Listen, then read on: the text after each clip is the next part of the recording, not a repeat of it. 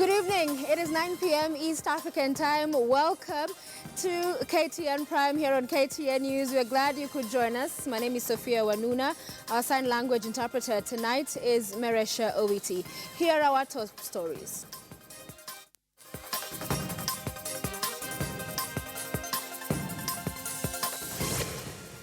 I am taking care of the child, Deputy President Ruto says after a woman sues him for child upkeep.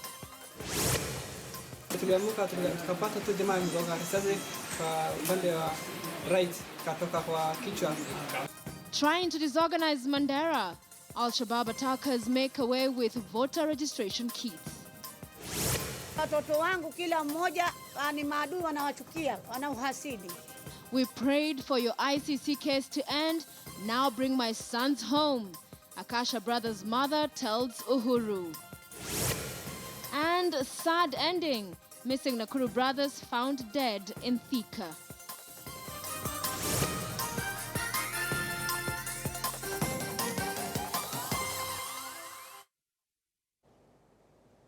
Thank you for joining us. And we begin here in Nairobi, Kenya, where Deputy President William Ruto has found himself embroiled in a new storm. A middle-aged woman is accusing Ruto of siring a child with her out of wedlock and refusing to support the baby. Priska Chemutai has now sued the DP, demanding up to 150,000 shillings a month for upkeep. But the DP has said he already provides enough for the child in question and has accused the woman of blackmail. Duncan Haemba begins our coverage tonight.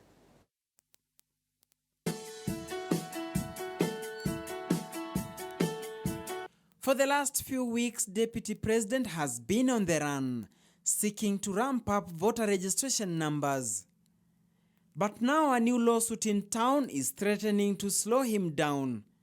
A woman who claims to have the DP's child is suing him for allegedly failing to provide for the 11-year-old girl.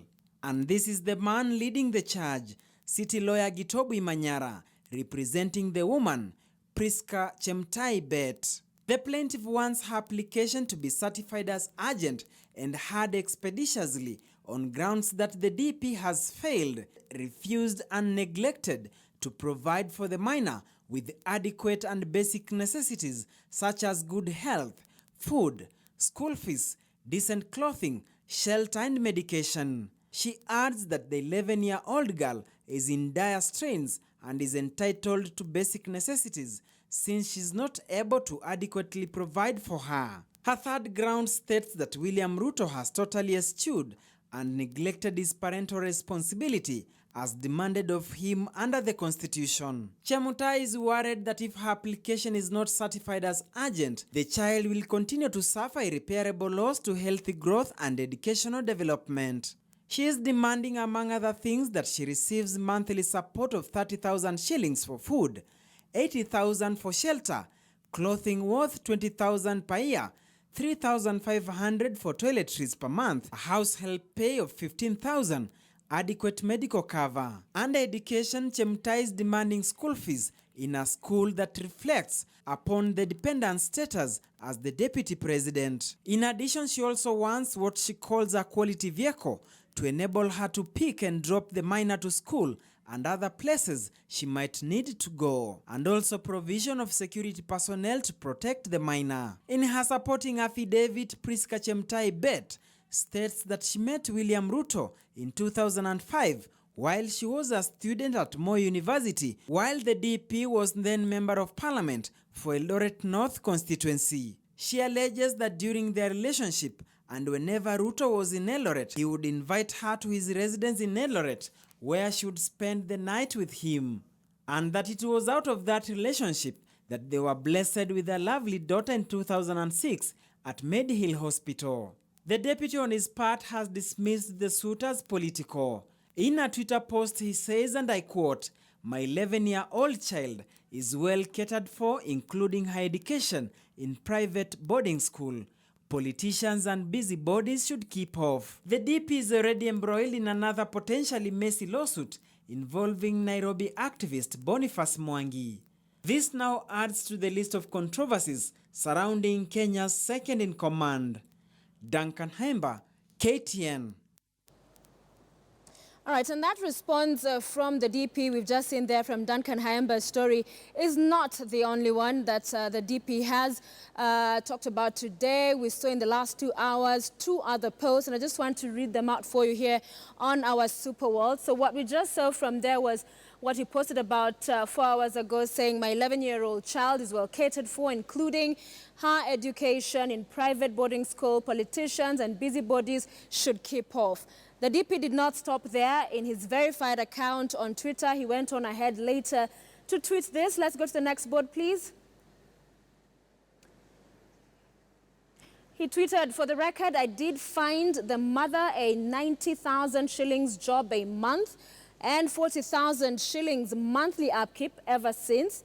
She went ahead to get her own 3 other children, though. That's what was tweeted. And finally, another tweet came out from that same account. The other father of fathers should be men enough and look after their kids. Trying blackmail for me to cater for other men's children won't work. So those are some of the other responses that we've seen since this particular story broke. And of course, we've seen the matter moving to court, that woman seeking to sue the DP.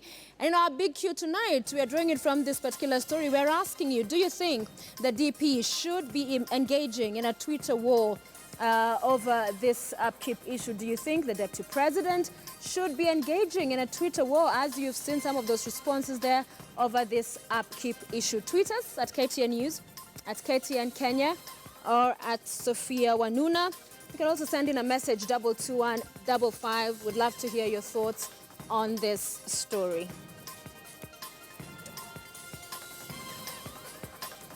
In other news, one person was seriously injured by a stray bullet in an Al-Shabaab on an administration police camp in Arabia area, Mandara County. The attackers destroyed a communication mast in the area and escaped with 3 biometric voter registration kits and 3 rifles. Tulisikia tu malilio ya risasi. Ndio tuliamuka tukapata tu jamaa mgonga risasi kwa upande wa right katoka kwa kichwa. The 1 a.m. incident has once again raised questions of just how safe Kenyans at the border with Somalia are. At the Mandara County Referral Hospital, a civilian caught in the crossfire fights for his life. A stray bullet, or we suspect it could be ricochet, has injured one or a schoolboy. But the level of injury is yet to be ascertained. The man, according to the head of clinical services in Mandara Referral Hospital, is in a very critical condition after the bullet went straight into his head. An injury to the head, penetrating wound at the hospital region, measuring intake of 2 by 3 and exit wound of 6 by 6. Patient is now being stabilized. During the attack, the suspects destroyed communication masts in Arabia area, cutting off communication between police and the officers who were at the administration police post and other commanders. They also made way with 3 rifles. They have also gone with 3 rifles. 2 belong to the administration police and 1 belong to National Police Reserve. There is no injury reported from the side of the administration police. The attack also dealt a huge blow to the ongoing mass voter registration exercise after the attackers stole 3 biometric voter registration kits. In a statement, the IEBC said even though the kits may have been stolen, there will be no data lost from the kits. The attack comes barely a week after the Al-Shabaab militia attacked a KDF base in Kulbio area in Somalia, in which the Kenyan government said 9 soldiers were killed. Mandara County has time and again borne the brunt of the war against the Al-Shabaab by Kenyan forces, witnessing many of the attacks perpetrated on Kenyan soil. Akasha Wandera, KTN News. For the first time, the family of slain suspected drug baron Ibrahim Akasha Abdullahi has opened up regarding the allegations of leading a drug trafficking empire. Fatma Akasha, the wife of the late senior Akasha, has also pleaded with Kenyan President Uhuru Kenyatta to intervene and have her 2 sons brought back home from the United States. KTN News reporter Francis Ontomwa brings us that story from Mombasa. Tucked away in a leafy enclave on the edge of Nyali Estate, this gate opens into the home of slain suspected drug baron, the late Ibrahim Akasha Abdullahi. The immaculately built establishment combines quietness and privacy, mirroring into the vastly wealthy dynasty of the senior Akasha. For the first time, the Akasha clan was speaking out. 2 sons of the family are in the US facing drug trafficking-related charges. Back home, the mother Fatma Akasha is solemnly meditating. Hawataki watoto wangu waishi salama. Wanatoa maneno ya urongo watu, wanaleta fitina kila sampuli, ambao maneno si ya ukweli. Naomba basi kwenu nyinyi serikali, munisaidie. Naomba munisaidie. Nisaidieni. The drug trafficking connection has seen the family lose 3 of their kin, the patriarch Akasha himself, his son and his daughter-in-law. It then becomes a huge struggle to contemplate that 2 of their sons are currently miles away in the US facing the same monster. The family has denied ever engaging in this dirty but lucrative drug business. Wametafuta, wameangalia kila kitu. Wameingia manyumbani. They searched everywhere. There was nothing. Watu wanasaidia mayatima, wanasaidia wagonjwa. Si vile wanatangazwa ni watu wabaya. And the family seems to be pressing a specific button. They want President Uhuru Kenyatta, who fought off the drag on ICC, to have their case too referred back home. However, President Uhuru Kenyatta, in his tour of the coast Wednesday, seemed to have already made up his mind. Na sidhani kama rais wetu na naibu wake wanafurahia. Hawa pia wanaelewa vizuri na walituhakikishia sisi nchi yetu ni nchi imejitawala miaka 50 na kitu. Na yale ambayo tumeanza na mtaona mengine, watu wajue ya kwamba watatafuta nchi nyingine lakini sio Kenya kufanya biashara hiyo yao. And as the family was giving their account in Mombasa, stakes were rising on the other side of the country. 2 lawyers clashed in Nairobi over who should speak on behalf of the Akashas, creating somewhat a scene. Professor George Wajakoya and Cliff Ombeta traded accusations over the extradition case, with Ombeta accusing the professor of trespassing.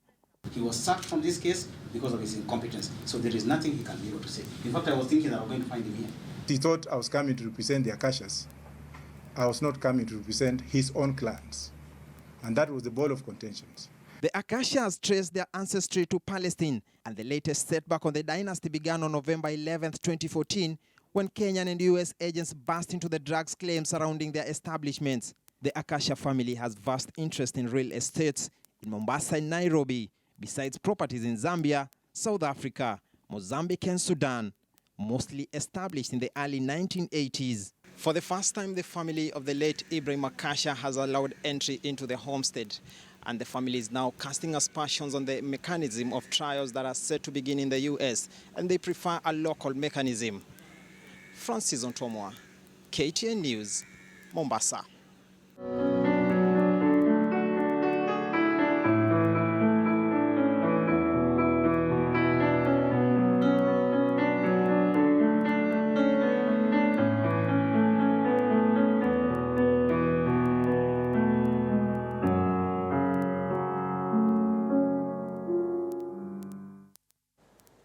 In Turkana County, faces of hunger and agony met the KTN news crew as those affected by drought pleaded for urgent assistance. Elvis Kosgei brings us the tales of human suffering there. Dusty and bumpy. This is how we find our way to the sleepy kraals of Nakulumei village, Kaleng location in Turkana North. Faces that tell it all welcome us to the remote area in the heart of Turkana County. 65-year-old Ekrono Plotiang knows just too well the meaning of hunger pangs. He says he has lost count of the days gone without food. This traditional stool known as Ekicholong occasionally supports his tired head as he mulls the tribulation brought on by drought. People are really starving because they lack food. Even the strongest person becomes weak. Trees are dried up and vegetation cover depleted. We are facing starvation and death staring us. My animals have perished. I have nothing now. I appeal to the leaders to come for our rescue.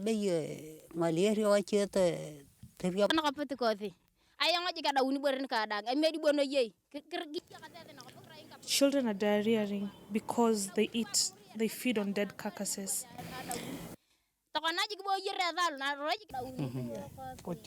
Akoro. Akoro. When Mzee Lotiang says Akoro, these are the pang of hunger that he has undergone for almost 2 weeks. In the next trial, we meet 70-year-old Kanayo Ngishwae. She longingly looks up to the sky for even the tiniest evidence of coming rains. Na serikali yetu anasema ati tupigie kura, hatupee kadi. Si tunapeana kadi. Watu naenda huku kujenga nini huku. Magorofa huko Nairobi. Na Nairobi hakuna shida njaa. Hapa kwetu ndio iko shida maji. This is the little porridge we have as a meal. Wild berries, which we depend on during drought, hardly found. We depend on charcoal, which rarely sells.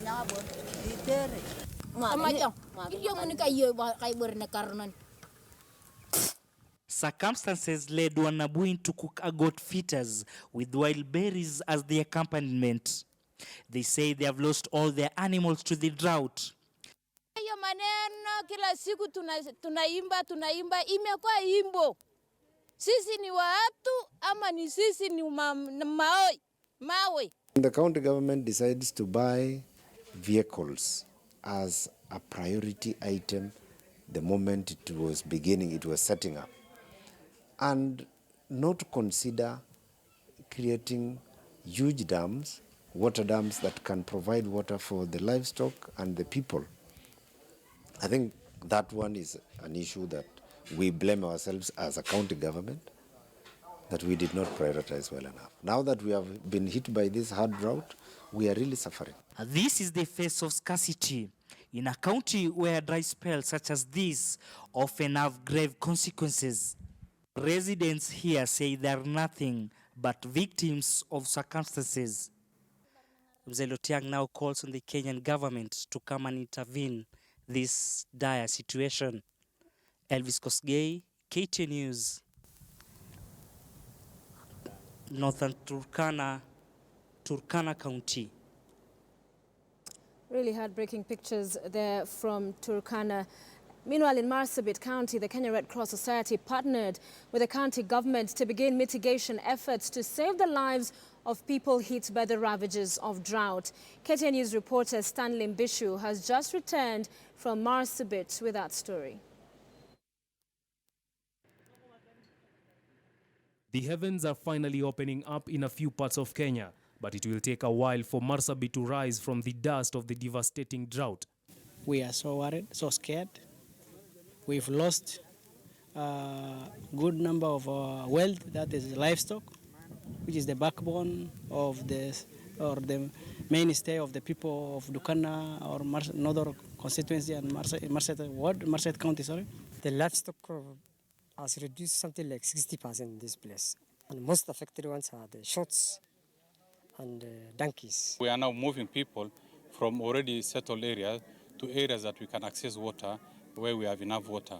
So the problem is not only food, it's not only water, but we're also addressing the health challenges related to inability, because of lack of, well-balanced food. The Kenya Red Cross Society, the national government and 23 affected county governments have rolled out cash transfer and destocking exercises in a bid to salvage the little vulnerable livestock left before reliable rains come back.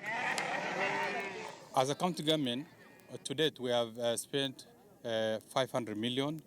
We have now in the county cabinet and also with the county assembly, we've decided to postpone most of our projects.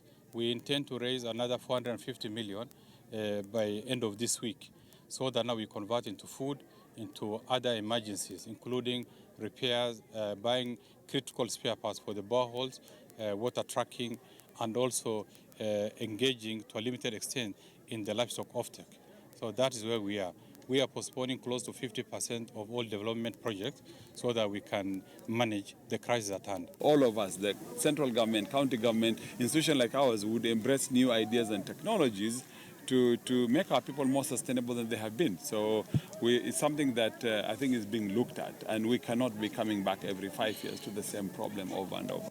Here there are some discussions of releasing money from the contingency fund at the Treasury. Unfortunately, that has not reached the counties directly, but there are some limited efforts on the part of the national government to bring food to the district headquarters, where I said earlier, still bogged down with a lot of challenges of coordination and trying to distribute so that all the affected people, wherever they live, are reached. Right now, the food is not reaching all those far places because of logistical challenges, because of incapacity to manage that kind of the magnitude of and logistical challenges of the same. In December 2016, 1.3 million affected people across Kenya were identified as being in urgent need of help. The number has increased to an overwhelming 2 million people. Residents of Turkana, Marsabit County are some of those that will benefit from the exercise. The cash transfer and the destocking exercise ongoing in the 23 hard-hit counties in Kenya is expected to target more than the current figures of over 2 million beneficiaries identified. Those affected bank hope that a long-term solution will be found. The ongoing drought is expected to stretch for the next 3 months. Stanley Mbichu, KTN News, Turkana, Marsabit County.